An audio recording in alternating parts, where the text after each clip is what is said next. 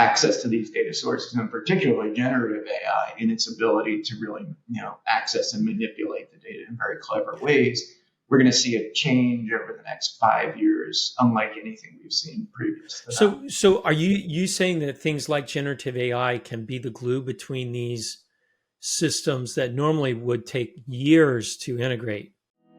Welcome to Embracing Digital Transformation, where we investigate effective change leveraging people, process, and technology. This is Darren Pulsford, Chief Solution Architect, author, and most importantly, your host. In this episode, the evolution of secure data management in healthcare with special guest, Dr. Michael Blum, CEO of Beekeeper AI. Michael, welcome to the show. Thanks, Darren. Great to be here. Hey, Michael, before we get started on our topic today, can you tell our audience a little bit about who is Dr. Michael Blum? Sure, happy to. I'll try not to take our entire time going backwards in history with the Wayback Machine. But just real quickly, in college, I was trained as an engineer, trying to figure out what to do, ended up going to medical school and from there, internal medicine residency and cardiology fellowship. So I have been, with my early engineering training, kind of thinking of things a little bit differently than, and you must have driven your professors crazy. Oh my God! An engineer in medical school. I mean, that doesn't happen. Well, it was really interesting because some of what you go through in medical school, some of the basic science stuff, isn't just what you think of as learning about molecules and things like that in cells, but there's actually some concepts, especially in cardiology, where there are basic engineering concepts, fluid dynamics and things like that. How does the blood flow? What creates pressure? How do your lungs work and all that? And I would frequently get these raised eyebrows when, I would make a comment about, well, that's not really, laminar flow. It's really non-Newtonian flow. And so that's, not exactly the way, why are you bothering me with these things? But, it all led to where I eventually ended up with this, love of technology, appreciation for technology, how computers were really going to change. And my timing was really amazing as I went through my training and then into, out of medical school and into my internship and then residency and fellowship, because it was really, the timing was right when computer technology was becoming readily available, then more consumable, and then the way, our lives are when all of this technology is dramatically integrated in every part of our life. When I was doing my early training, most everything was still on paper. And it was incredibly frustrating to spend half my day walking around, copying things off of a character self-screen onto paper, working on paper all day, and then having to enter stuff back in it. And that just incredible frustration is probably one of the things that started the journey. Having had all this training about you got to use a computer for everything, it's changing engineering, it's changing the way our lives are, to, okay, back to paper, let's frustrate the bejesus out of you, let's waste all your time, and then an inevitable push at it. So that led me to become one of the earliest chief medical information officers, that interaction between doctors, so clinicians with information technology professionals. When I got to Yale, where I did all my training, someone approached me and said, hey, you came from NYU as a medical student, right? I was like, yeah. Well, they have this really advanced electronic health record there. You must have used that, right? I said, well, I used their electronic health record, not so advanced, but I used it. And they said, well, you know how to do that, so we're implementing one. Can you help us? And I was like, okay, that sounds a little bit interesting because I have all this spare time during my residency. Let me go do that. And that just led down creating this whole new path of physicians who understood informatics, who understood technology, and had an engineering background frequently, driving a lot of the technology penetration into healthcare, particularly the electronic health records. It's fascinating because my career kind of started on the opposite side. I wanted to be in biomedical engineering, but they didn't have that degree. So I went electrical engineering and computer science, dual degree, but I got a minor in biology, in biochemistry, and physics, and all this stuff. And I ended up in the medical imaging industry. Yeah, yeah. And It's really yeah, it was fascinating to see how the technology was growing up, and people were hand copying things off of screens onto sheets. Yeah, that's the concept. So biomedical engineering didn't even exist when I yeah, was doing my training as an engineer. So I trained as a chemical engineer because that was kind of as close as you could get. The biotechnology field was in its infancy, and we were building, big fermenters and incubators to grow things in the lab and all that. So it was really an exciting time. Monoclonal antibodies were getting traction, but they were even, relatively uncommon. Um, it's funny now, 30 years later now, my son just graduated as a biomedical engineer. that's And he awesome. tells me about the classes he had access to and the people he worked with. And I'm like totally jealous. I'm like, God, that would have been fantastic. He's like, hey, you want to come talk at one of our entrepreneurship classes? And I was like, yeah, but these kids know more than I knew when I was back there. He goes, yeah, but they just care about what your career was. I was like, yeah, that'll be fun. Well, So and different. yeah, you can't knock on our careers, right? Because No. we were the pioneers, the grassroots movement.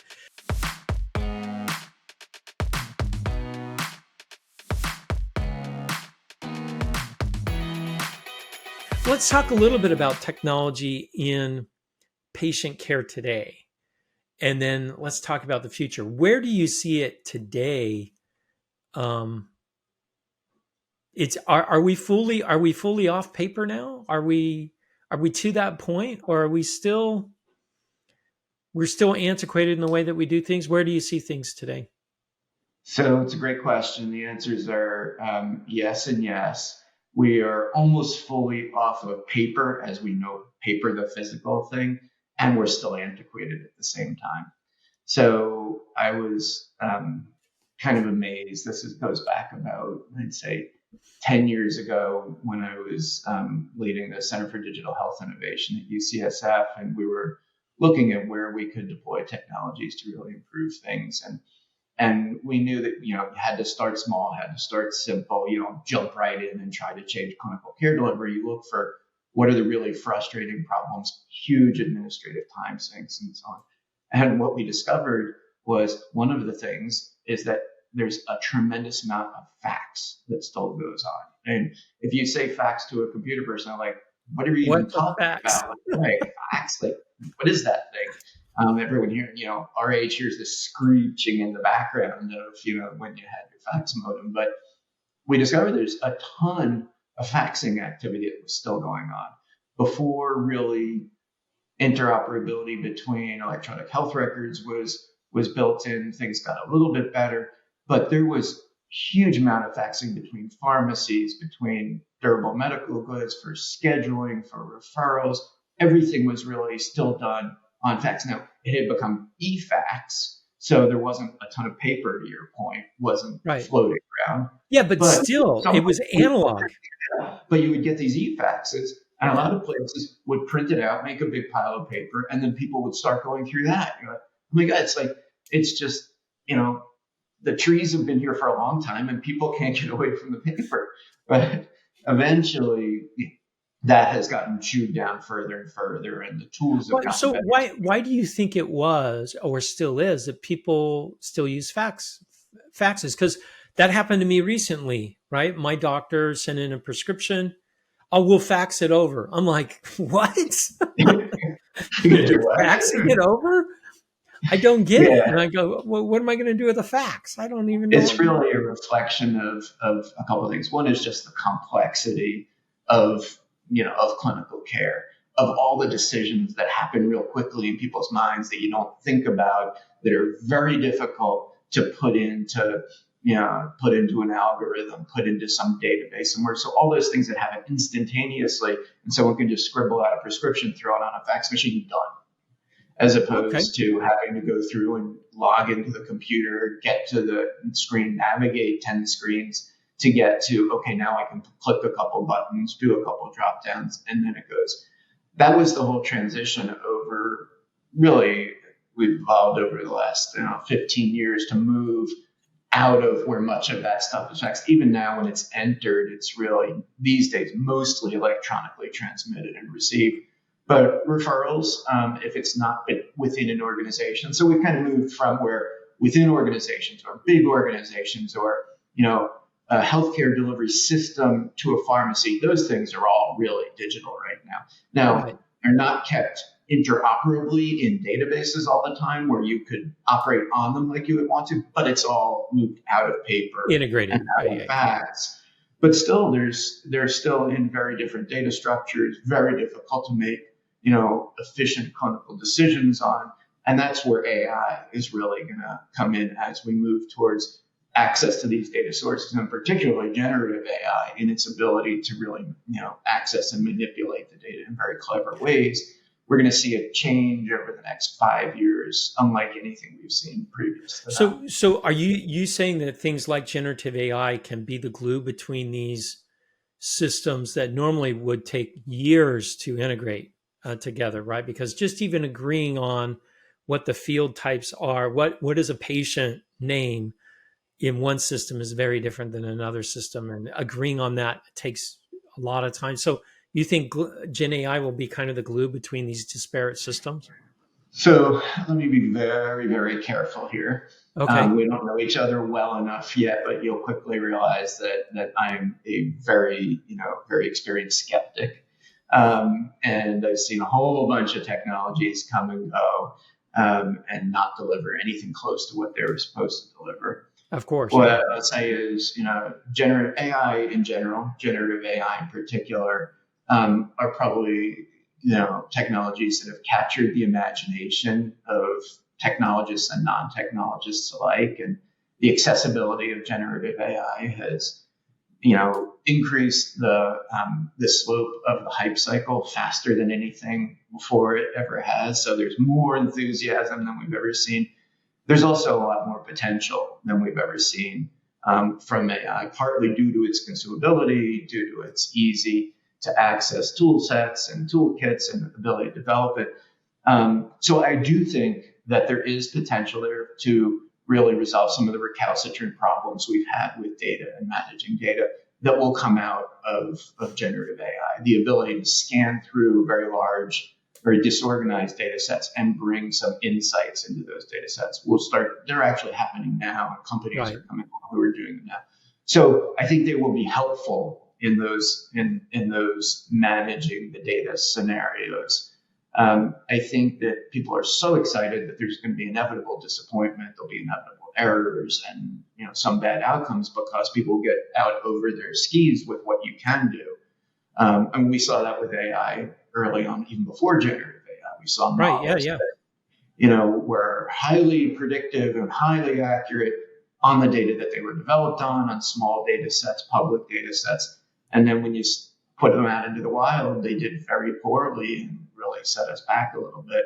But there's always that balance of the excitement for a new technology, how it can improve, healthcare, but how it can improve life in general. But for this discussion, how it's going to improve healthcare. And then the reality of healthcare is incredibly complex. The data in general is very, very dirty. So you're not dealing with really easy to manage clean data. The data is very complex. The data is frequently unstructured, and all those things have slowed down the progress.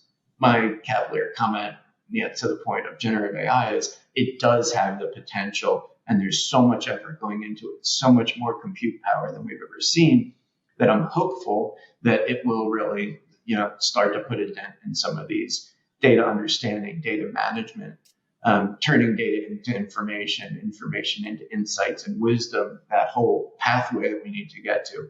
I think it'll be a significant player there So eventually. let's talk a little bit about that. Patient care is the ultimate goal. Have we sometimes lost that goal in the collection of data?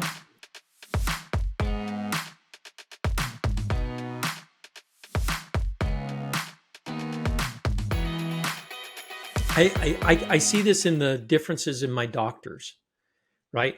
The younger doctors, the ones that are younger than me, right? When they're taught, which is a lot of them now, when I'm conversing with them, they're sitting there typing directly into the computer what's going on because they don't want to do their notes later, I guess. I don't know. The doctors that are older than me, they're still writing on their notepads and handing them over to someone to transcribe and put into the computer. This brand new doctor right out of medical school, he actually had someone in the room with us taking notes the whole time he was talking, and he was just focused on me. I thought, interesting. Because I've seen all of this going on. And so how do I feel as a patient? The last doctor, I felt like I was cared for. The others, it was like, yeah. All right, here's your prescription. So do you think the new technologies like Gen AI or that voice to text and things like that, do you think that's going to improve patient care just because my doctor can focus on me instead of on filling out a chart? Do you see that moving in that direction, or will we always have this burden? I'm going to call it a burden, but it's important burden of the data of the patient, because I do want my doctor to note everything that is really going on. Yeah. You So see the where I'm big going with that, question, Michael? it's a big question. It's a super important question because you're touching on a couple of the raw nerves that there are in the healthcare system right now. So it comes from we couldn't operate the way we operated previously. And that wasn't just a financial issue. That was really an information issue. The science was accelerating so quickly. The clinical science was accelerating so quickly. Great doctors couldn't keep up with the explosion of knowledge that they had to have to do it. And the electronic health record came out right at the same time. And I mean, guidelines were changing rapidly, expectations were changing rapidly, what you needed to know, the number of drugs, the number of side effects was all exploding. People couldn't do it, in their heads anymore. And they could, but then they couldn't keep up and be current.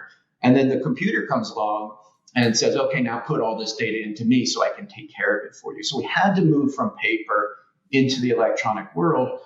But unfortunately, the tools weren't really fantastic to do that. And what you first described was the burden that we then threw on to the providers. So we said, doctor or nurse practitioner, or whoever was physician's associate, you need to use this new tool so patients can be safer, you can make better decisions. But the tool was so early in its evolution that all it did was make these clinicians who wanted to care for you into data entry clerks. And so that was number one. The number two was there were data entry clerks in relatively poor technology builds using very old technology that were extremely difficult to update to make it better. So every time you had an update, you had a whole huge undertaking. And they were very, very costly for the care delivery system. So we made this important move of electronic health records, but it took us back 3 steps as clinicians. And what you saw was the general story. Your doctors spent all the time looking at the screen. They had very, very little time to ask important, deep questions of you as a patient. And they were all incredibly frustrated. Throw on top of that generation didn't grow up as typists. They didn't grow up with computers. And they had these other people who did the typing for them. They just wrote, right? So now we told them, and on top of that, you got to be a typist and you better be able to do 80 words a minute if you're going to survive in this world. And very few of them could. So it generated a whole bunch of frustration and disenfranchisement, disempowered people, and doctors who were now up at midnight writing, feeding this computer that they had grown to hate. So it got really bad, and that led to one of the evolutions that you mentioned was, okay, well, now we'll have people who aren't providers sitting in the rooms typing all that stuff in, creating the foundations of the note and the orders, so you don't, the doctor doesn't have to do it, or the clinician doesn't have to do it. But that was a huge added expense, to the health systems, which were already starting to crumble under these new electronic system expenses. Now you had added more people, more technology that wasn't really value add. It was just trying to recover from what we had just done, right? So that was the second evolution. And you asked the great question of how are we going to get out of this? How does this play Right. out? Yeah. But it can't play out with scribes everywhere, right? It doesn't make any sense. Okay, we'll push the typing to someone else doesn't work, or the data entry to someone else doesn't work. So it's another place people are hoping that AI and generative AI will help. And some of that you mentioned is conversational AI, ambient listening AI. The place we need to get to, which we're seeing, some early vestiges of this, is the rooms are essentially listening to the conversation. They are good enough that they can distinguish between the clinician, someone else who might be in the room, the patient, the patient's family, and they can figure out who's saying what and can do it with 99.9% accuracy. They can then assess the conversation and figure out what's a real finding, what's been saying, no, I don't have that. So do all that natural language processing work and actually create the notes and create the orders. And then the clinician can go through and say, yes, yes, yes, yes, yes. Oh, no, that's wrong. I'll fix that. And then it's all done and eliminate that huge burden of the data entry. Doctors were up at midnight, 1 o'clock in the morning, feeding the machine, and that is just not a survivable life and it just ruins the joy of the job. And it ends up with cranky doctors who aren't looking at you and aren't talking to you exactly as you experienced. So I think hopefully we're at the worst of that, and the pendulum will start coming back now. The first move was scribes, and now we're seeing the AI technologies that are starting to be capable of pushing that back in the right direction. So long answer to your very important question.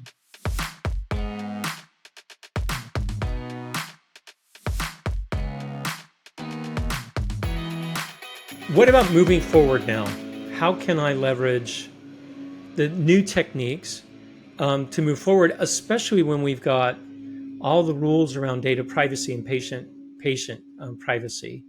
And sometimes as a technologist, I'm like, that's so frustrating because if I didn't have those rules, what could I do with all this patient information? I could save more lives. I could do all these things.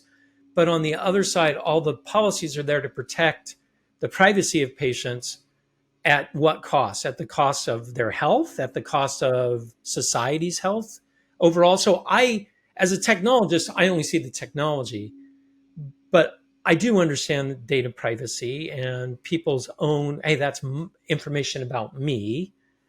So how are we wrestling with that? And is that something you see going away in the future? How does this all work together?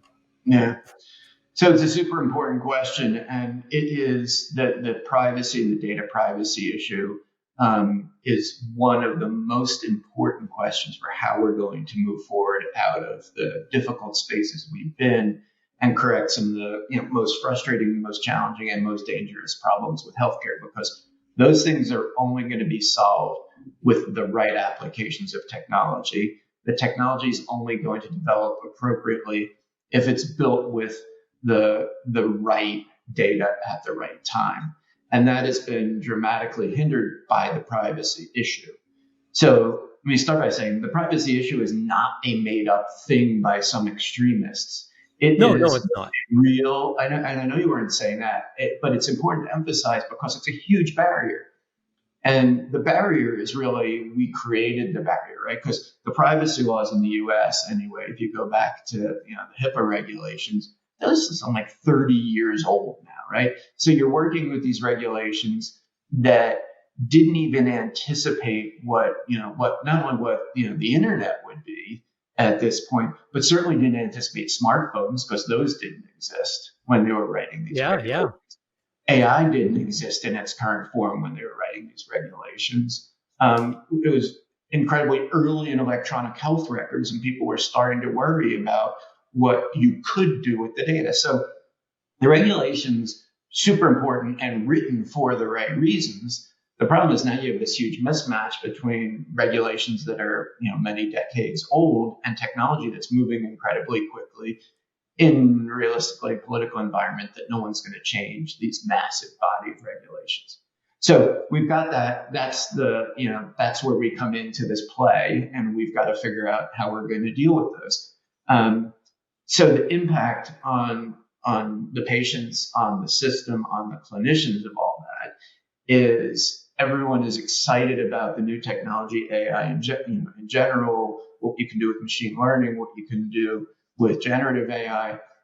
The reality that people really, really need to understand is you can't do very much unless you've got access to large volumes of high quality, very diverse data sets. And we should just let's put a pin in the diversity question and the equity question, but we should make sure to come back to that, because if all you do is develop on your data sets internally, then all you do is automate everything, including all the mistakes and all the inequities and all the biases. The Chinese government actually had that problem when they're developing their own AI, because they were, especially like facial recognition, they were filling it full of information from Chinese nationals, and it did a horrible job on anyone outside of that ecosystem. And that's a tiny little piece of it. And I have a good story about that if we have time that we could go over. But all right, we'll go back. You have this huge mismatch between the important need to protect privacy. The apocryphal story that was always out there was someone in your family or a friend gets breast cancer, so you're Googling searches about breast cancer, treatments for breast cancer, and then your insurance company gets access to that, and they figure out through their algorithm that you have breast cancer, and they cancel your policy, or you can't get new insurance because now you're at high risk. That was always the big apocryphal story. There's nuggets of truth in that. People are trying to figure out how to have business advantage and financial advantages always. And if they can get access to the data, they're going to use that data to their advantage. In the world of social media, something gets out, it's never getting back in. So the data, the protection of the data it's foundational, and we have to do it. The workaround that was developed is, okay, we won't let your data out, but we will de-identify your data so people don't know it's you, and then we can still use that data for technology development, which made sense 30 years ago, because 30 years ago, social media didn't exist. And there was no ability, or very limited ability, if you had done a reasonable job of de-identification, there was no ability to re-identify that. Well, now we're where we are, where everyone knows everything about you, and you've probably posted it all on the internet and into your feeds. So it's now been shown over and over again that the de-identified, according to HIPAA data, is easily re-identifiable. So the concept of, it's okay to use de-identified data should be put aside from my perspective, that it is no longer a protection of people's privacy.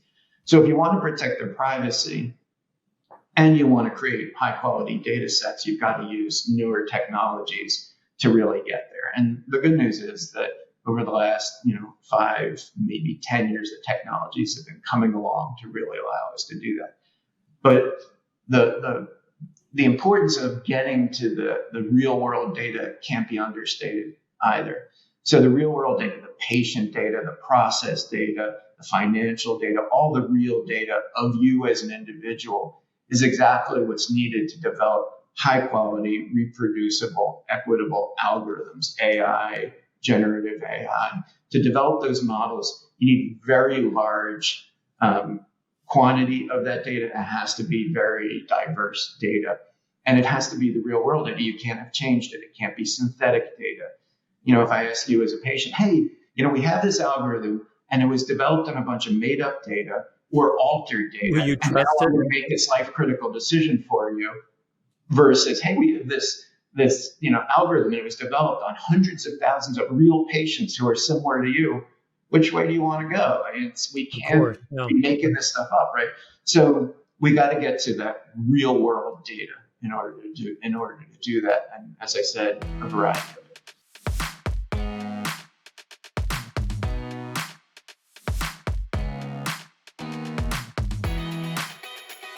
So there are techniques out there today that allow us to do this. Yeah.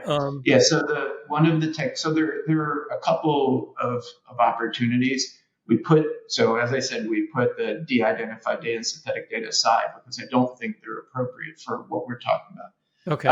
The confidential computing technologies, I think, are where we're really going to be able to make significant advances. And what those are advanced uses of encryption, so no one can see the data, no one can steal the data, and they enable a new concept in encryption. Previously, you could always encrypt your disk, your data at Right, rest. right. You could encrypt your data in transit, just like we all do on the internet. When you see the HTTPS, your data is encrypted. No one can see it when it's moving. Problem we always had was when the data got to where it was going to go and it You got get into the compute cycle, it was exposed. So if some bad actor was watching what was happening as the data got to where it was going, they could see all the data. Or if someone was watching the compute cycle because they had hacked into it, they could see all the data. So you had this one piece of the pipe that was always exposed. Confidential computing and secure computing enclaves take care of that. And what happens now is you can have encrypted data all the way from where the data started, all the way where it's transmitted, and now during the compute cycle. So confidential computing allows us to protect the data throughout the cycle and have complete control of what anyone can see in that. It also allows us to create an environment where we no longer have to send data anywhere else, right? Previously it was, oh, I'm an AI developer, send me all your data and I'll do some magic and I'll give you an algorithm. And I promise I will, and I promise I won't leak any of your data.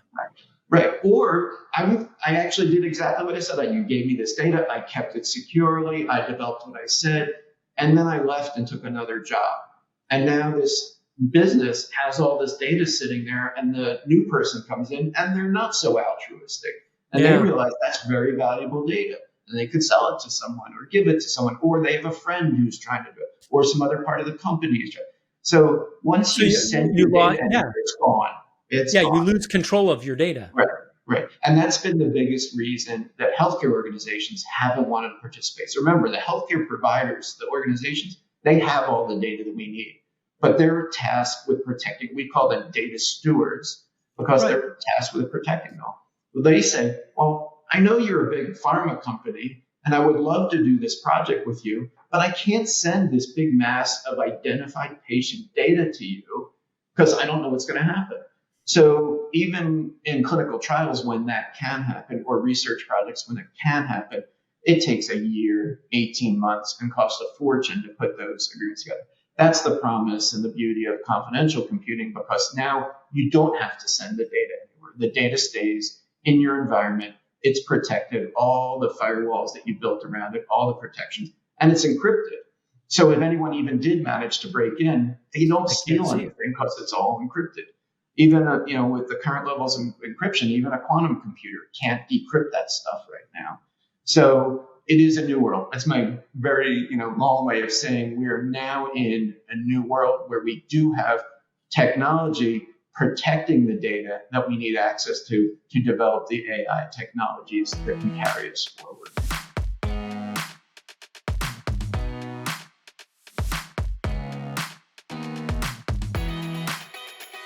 So do you see us still suffering from the fax phenomenon? Because fax has made things really easy and they were adopted widely very quickly, but they hung on. So even with confidential computing and Gen AI and kind of the convergence of all those coming together, do you see that being like a fax machine where it will be adopted quickly and stick? Or do you think it's going to be on the other side of, well, we've been doing it this other way for so long that I'm not going to be able to. So this is the fascinating part of it, right? Because your major point there is things that are easy get adopted quickly, right? Yeah, I guess that's what I understood. Yeah, and things that don't take me a long time. I don't have to think. I don't have to learn how to use them. That's what generative AI and chatbots and have really changed the world on. I mean, I remember seeing the first time that my high school kid, broke open GPT-3, and he's like, look at this thing. And he's just typing away and he's just doing exactly, he doesn't need to know a thing about programming. And now he's accessed the world's data and he's getting answers. Now, there are all the flaws in that. There's all the advances. Yeah, but it was easy to use. That's why it went skyrocketing. It was the most consumable technology we've ever seen, right? Yeah. The most advanced technology. So that piece of it is what's going to drive the replacement of faxes. Now we can make these technologies much easier, but we can do it with the technology creating the structured data that we need to move forward and to really do complex calculations on and have them structured in a record. But they're also going to allow us to assess the unstructured data and much more efficiently than we've ever been able to before. So I am a realist, but I'm also optimistic that these new technologies are going to allow us to move out of the era of the written prescription and fax, finally, into the era where the data is now moving and is in a structured form or can be put in a structured form, and we can access it with these technologies. But we've also now got the technologies, as we were talking about confidential computing, where we can do that safely, and we don't have to worry that all that data is going to end up in someone's Facebook feed or an Instagram. Yeah, exactly. All right, so where does your new company that you formed, Beekeeper AI, fit into all of this? Because you've given us an incredible history. Thank you, by the way, because you were right at the forefront of all this stuff. Where are you guys playing in this, and how are you helping solve this problem? And I think, to me personally, I think we're right at the edge of some incredible things, especially around patient care. So, where do you guys fit in? How are you going to make this happen for everyone? Yeah, so I agree that you can taste it, that we're really at Yeah. the edge of an important transition here, and there's so many people working on this. You can see the pace that new AI is coming out, every day. So the technology, that we work with, this confidential computing technology that underlies Beekeeper AI. We initially developed that when I was leading the Center for Digital Health Innovation at University of California, San Francisco. We built, with support from Intel and Microsoft, we built proofs of concept that showed we could build this clinical system that could protect the data and allow people to develop algorithms, high quality algorithms on data. We then spun the technology out from the university into the company, Beekeeper AI. And just about 9 months ago, I left the university to be the full-time CEO at Beekeeper AI. And it's been an incredible journey because we have ways now that we can access these incredibly powerful technologies. And you can see as you watch the continual evolution, I mean, no one reads a newspaper and doesn't see something about one of the new generative AI technologies doing something important. And this is the first time that it's really felt. Well, it's kind of interesting. As I was mentioning the hype cycle before, right? Because there's so much hype around it. And that always gets me anxious because now people are getting way ahead of what we can really do. Yeah, and they make promises that can't be kept. Right. And then, But at the same time, this is the first time where you can see all the boxes getting checked to bring everything together we need, starting with the privacy box, with the data quality box, with the accessibility to the technology that you need. The cloud's a big player in this, the ability to get into the data centers. All of it's coming together. And that's what we actually built at Beekeeper AI. We didn't build the confidential computing technology. Big companies, Intel started from the big players. But what we have built is the accessibility of that. Now you can think of it like as, you remember the easy button, the Staples easy button. You're creating the easy button. Now you can deploy confidential computing technology like that, and you can focus on your area. Well, if your area is, I am developing a new molecule for a drug. If your area is, I'm a clinical trials expert and I need access to data. You're developing an algorithm to help patients get their appointments done more quickly, or to help navigate the payer system, which is a nightmare and a disaster. All these things are having new algorithms. Well, they all need access to real world data. Now we can put all that together so you can get to that real world data safely, no more worrying about privacy breaches. You can get to that, develop those algorithms, and start knocking down these recalcitrant problems that we've had in healthcare and really get us to a much, much better place, which we better because everything's moving real quickly. Everything's getting too expensive. People can't afford it. And we've got to fix those important problems. So if people want to find out more about Beekeeper AI, it's just beekeeperai.com. Yep. Go to the website. And these technologies, our mission is to improve health and healthcare by using healthcare AI, advancing healthcare AI. Healthcare AI is actually in the imaging space, so in the radiology world, has advanced pretty quickly, and there's a lot of implementation there. But aside from that and some administrative work, the place you started of how are we going to help clinicians make decisions, there's very, very little of that. And that's what we're really trying to push, is get the technologists to the data they need to help develop these algorithms and help the clinicians make these really difficult decisions. The therapies have gotten so advanced that people can't keep it all in their head. And the diagnostics have gotten so advanced. So we're trying to bring all that together using AI that was developed on real world patient data. Well, hey, this is great, Dr. Blum. I've appreciated the conversation today, Michael, and thanks for coming on the show. This is a great episode. I appreciate your time.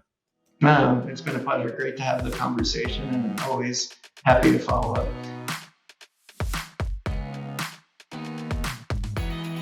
Thank you for listening to Embracing Digital Transformation today. If you enjoyed our podcast, give it 5 stars on your favorite podcasting site or YouTube channel. You can find out more information about Embracing Digital Transformation at embracingdigital.org. Until next time, go out and embrace the digital revolution.